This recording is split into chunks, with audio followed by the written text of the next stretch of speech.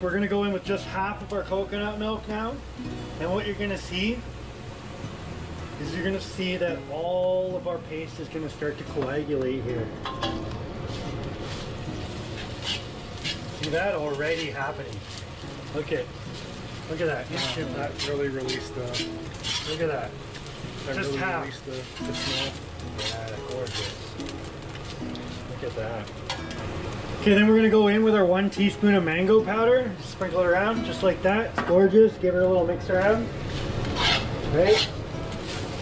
And what that's gonna do is it's gonna help deliver a little bit more of the acidity.